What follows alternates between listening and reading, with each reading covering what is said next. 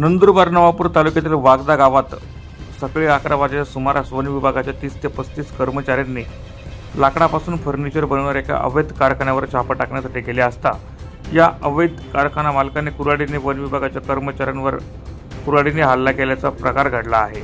या हल्ल्यात 3 वन कर्मचारी जखमी झाले आहेत। जखमी कर्मचाऱ्यांवर नंदुरबार जिल्हा रुग्णालयात उपचार सुरू आहे। हल्लेखोरांना अटक करण्यात आलेली आहे।